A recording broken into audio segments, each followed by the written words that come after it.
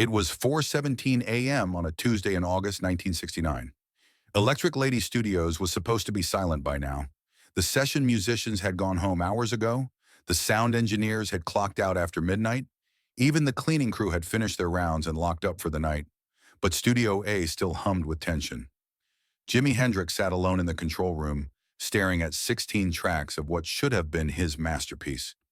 Months of work, dozens of overdubs, layer upon layer of guitar, bass, drums, keyboards, backing vocals. The song that would define his next album, the track that would show the world he was more than just feedback and fire. The playback speakers crackled with static. Nothing else. Eddie Kramer, his trusted engineer, had left 3 hours earlier with a grim expression.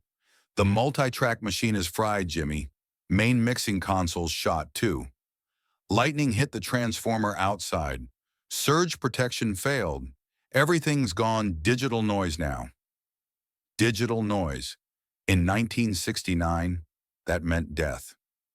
Jimmy had nodded quietly, the way he always did when disaster struck. No shouting, no throwing things. Just that calm acceptance that made everyone around him nervous. They expected him to explode. When he didn't, they wondered what was worse. The studio felt different at this hour. Darker, more honest. The expensive equipment that usually intimidated visiting musicians now sat useless, reduced to furniture. Marshall stacks silent as tombstones. The custom mixing board that cost more than most people's houses, displaying nothing but dead meters. In the far corner, almost forgotten, sat a single Martin D28 acoustic guitar. Someone had left it there weeks ago. Jimmy walked over and picked it up. The guitar was badly out of tune. The high E string had a slight buzz. The action was too high, making it harder to play. It was the kind of instrument a session player would complain about. The kind of guitar that got replaced immediately in professional recordings. Jimmy spent 5 minutes tuning it by ear. No electronic tuner, no reference pitch. Just his fingers finding the intervals, the relationships between strings, the harmonic spaces that felt right. Then he started playing, not one of his songs, not a blues standard, not anything anyone would recognize. He played the song that had been living in the multi-track machine, the song that was now just expensive static. But he played it from memory, note for note, part by part. First, he laid down the bass line. On an acoustic guitar, his thumb worked the low strings with the precision of a bass player, finding the fundamental notes, the root movements that gave the song its foundation. The Martin's body resonated, turning the small studio into a resonating chamber. While his thumb played bass, his fingers found the rhythm guitar part. Not just chord strumming, the intricate finger-picked patterns he'd layered over dozens of takes on electric guitar, the syncopated rhythms that had taken hours to perfect. Now flowing from 6 steel strings in real time, the acoustic guitar shouldn't have been able to do this. Bass lines and rhythm patterns simultaneously, but Jimmy's hands moved independently, each finger with its own job, creating the illusion of multiple instruments from a single piece of wood and metal. Then came the lead melody, still on the same guitar, still played by the same 2 hands. His fingers found the melodic phrases between the bass notes and rhythm chords, quick single-note runs that danced around the lower patterns, bends that sang despite having no amplification, no effects, no assistance. The studio's natural reverb began to work with him. The high ceilings, the sound-absorbing panels, the carefully designed acoustics meant to capture perfect recordings. Now they were capturing something unplanned, something impossible. Jimmy closed his eyes and played the horn section. On a guitar that had no horns, his fingers found intervals that suggested brass instruments, harmonic combinations that implied multiple players, the way jazz guitarists had learned to comp for entire big bands, but applied to rock music that hadn't been invented yet. Each note seemed to hang in the air longer than physics should have allowed. The Martin's wooden body acted like a natural amplifier, its grain and age creating overtones that modern instruments couldn't reproduce. Jimmy's fingertips found the exact pressure points where steel strings would sing without electronic assistance. He played sections that had originally required 4 different guitar tracks, somehow making them speak together through the magic of finger-picking techniques that shouldn't have existed yet. His right hand became a percussion section, tapping rhythms against the guitar's body while his fingers maintained melodic lines. His left hand performed impossible stretches, fretting notes that created natural harmonics with the open strings. The studio's acoustics began to work in ways the designers had never intended. Sound waves bounced off the carefully placed panels and returned with subtle delays that created the illusion of multiple instruments playing in perfect synchronization. The room itself became part of the performance, as if Jimi had awakened some dormant musical consciousness hidden in the architecture. The backing vocals came next, not sung, but played, melodic lines that followed the contours of human voices. Call and response patterns between different areas of the fretboard. The guitar sang harmony with itself, multiple melodic lines weaving together in musical conversation that seemed to tell a story without words. 5 minutes into this impossible performance, something shifted in the room's atmosphere. The air felt different, charged, as if the music was creating its own electrical field, compensating for the dead equipment surrounding it. Jimmy's fingers found the lead guitar solo that had taken him 3 weeks to construct in the multi-track world. 27 individual overdubs, each one carefully placed, each effect precisely dialed in. Now he played all 27 parts simultaneously on an acoustic guitar from memory. Impossible bends that somehow produced the sustain of electric feedback. Harmonic squeals that emerged from fingertip pressure against steel strings. Rhythmic attacks that punched like a drum kit. The guitar became every instrument that had been silenced by the equipment failure. The song built to its climax exactly as the multi-track version had. The same intensity, the same emotional peak, the same sense of musical inevitability. But instead of walls of amplified sound, there was just one man, one guitar, and the natural acoustics of a recording studio at 4 a.m. When Jimi finished, the silence that followed was different from the dead silence of broken equipment. This was the silence that comes after something profound has occurred. The pause that happens when reality needs a moment to adjust to what just happened. He set the Martin down gently and walked back to the control room. At 4:43 a.m., Eddie Kramer walked back into Electric Lady Studios. He'd forgotten his car keys, left them on the mixing board. He expected to find the studio empty, Jimi gone home to deal with the disaster in the morning. But as he approached the building, he heard something that made him stop on the sidewalk. Music, impossible, but unmistakable, coming from Studio A. Eddie stood frozen outside the entrance, listening through the heavy doors. It sounded like a full arrangement. Bass lines, rhythm guitar, lead melodies, harmonies. But how? Everything was dead inside. No power to the equipment, no functioning amplifiers. He quietly unlocked the door and stepped into the hallway. The music was clearer now, more defined. It was definitely coming from Studio A, but it sounded acoustic, organic, like someone had somehow transported an entire band into the room and stripped away all their electric instruments. Eddie crept closer to the studio door, which was slightly ajar. Through the gap, he could see a single figure silhouetted against the dim emergency lighting. Jimi, alone, bent over the old Martin acoustic guitar, completely absorbed in what he was playing. Eddie had worked with thousands of musicians. He'd recorded symphonies, jazz ensembles, rock bands with 12 members. But he'd never heard a single acoustic guitar sound like this. It was as if Jimi had discovered some fundamental property of sound that nobody else knew existed. The bass lines were impossibly deep for a guitar tuned to standard pitch. The melodies seemed to float above and below the rhythm simultaneously. Harmonies appeared and disappeared like ghosts, created by the resonance between fretted notes and open strings. Eddie found himself holding his breath, afraid that any movement would break whatever spell was happening inside that room. He'd been around music his entire adult life, but this felt different. Sacred somehow, like witnessing the birth of something that wasn't meant for human ears. For 20 minutes, maybe longer, Eddie stood in that hallway listening to Jimi recreate months of multi-track work on a single instrument. Not approximate it, not summarize it, recreate it with an accuracy that seemed to violate the laws of physics. When the music finally stopped, Eddie waited another full minute before entering the studio. He needed time to process what he'd heard, to convince himself it had actually happened. Instead, he found Jimi sitting quietly in the producer's chair, staring at the silent equipment.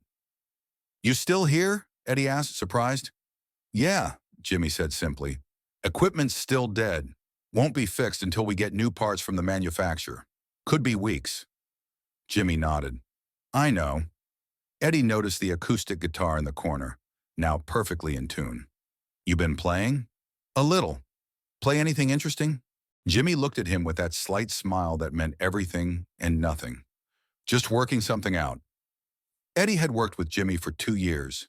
He knew that expression. It meant Jimi had solved a problem that nobody else knew existed. It meant something had changed, but he wasn't ready to explain what. 3 weeks later, when the new equipment arrived and the studio was fully operational again, Jimi never attempted to recreate the multi-track version of that song. Instead, he recorded something entirely different. A stripped-down arrangement for electric guitar, bass, and drums. Simple, direct, powerful in its restraint. "What happened to the orchestral arrangement?" Eddie asked during the session. "The layered overdubs? The complex production?" "Don't need it," Jimi said, plugging in his Stratocaster. "Found a better way." The song that emerged from that session became 1983, A Merman I Should Turn to Be. Not the lost multi-track epic, but something else entirely. Something that captured the essence of orchestral complexity through simplicity.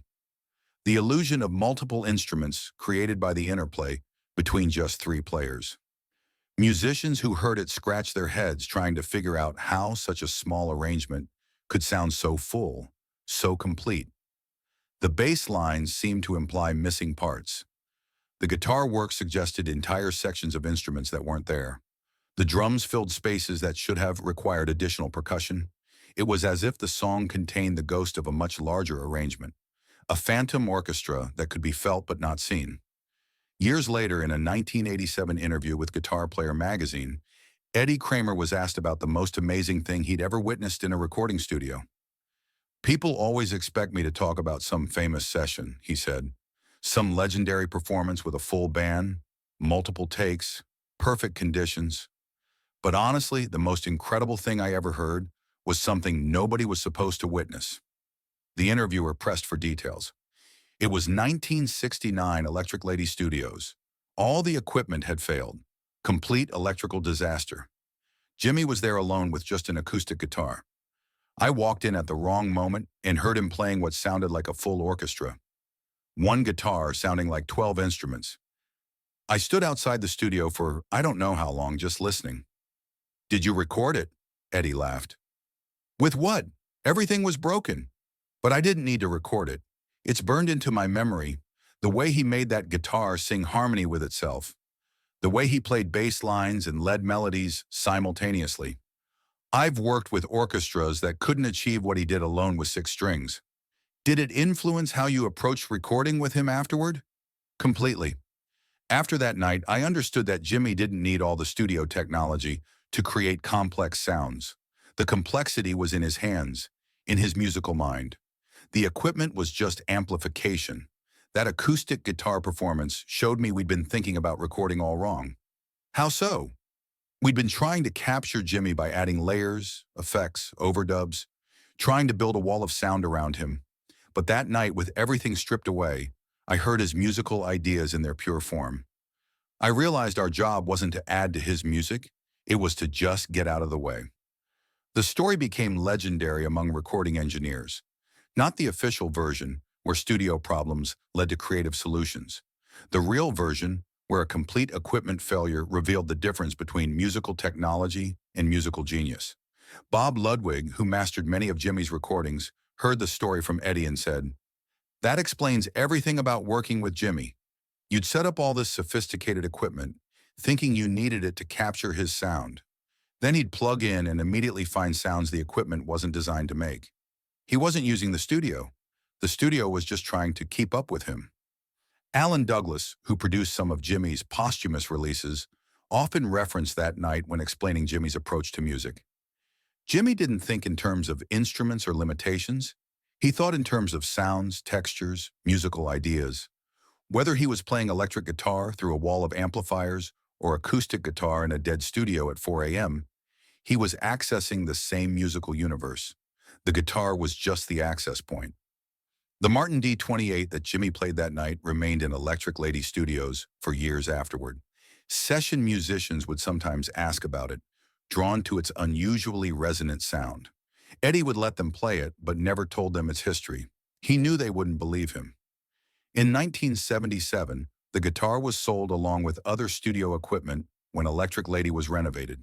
It disappeared into the vintage guitar market, carrying its secret with it. But the influence of that 4 a.m. performance lived on in Jimi's subsequent recordings. The simplicity hidden within complexity.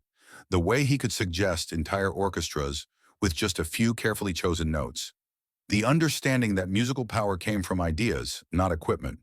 In his final interviews before his death in 1970, Jimi occasionally referenced that night, though he never described what actually happened. People get caught up in the gear, he said in one interview, the amplifiers, the effects, the studio technology. But music lives in the spaces between the equipment. Sometimes you have to lose all the gear to find the music that was always there. Do you prefer recording with minimal equipment? I prefer recording with whatever's working, Jimi smiled. Music doesn't care. Music finds a way. The night all equipment failed at Electric Lady Studios became a watershed moment in recording history, though most people never heard about it. It marked the point where Jimi Hendrix stopped trying to be captured by recording technology and started using recording technology as just another instrument to bend to his musical will. Engineers who worked with him after that night noticed a difference. Less dependence on effects, more confidence in the raw sound of his guitar, a willingness to embrace mistakes and equipment failures as creative opportunities rather than obstacles. After that equipment disaster, Eddie Kramer reflected years later, Jimi never seemed worried about technical problems again. Studio equipment would break down, and instead of being frustrated, he'd get excited, like he'd just been given permission to try something new. The lesson from that August morning wasn't about equipment or technology. It was about the difference between musical tools and musical ideas. Jimi proved that night that the most sophisticated recording technology in the world was just amplification for something much simpler and more powerful. A musical mind that heard orchestras in 6 strings, found melodies in the spaces between notes, and turned limitations into liberation. When everything electronic failed, the music survived. When all the professional equipment went silent, one acoustic guitar became every instrument that had ever been invented. And in that moment at 4:17 a.m. in a dead recording studio, Jimi Hendrix showed that the most important piece of musical equipment had always been his hands.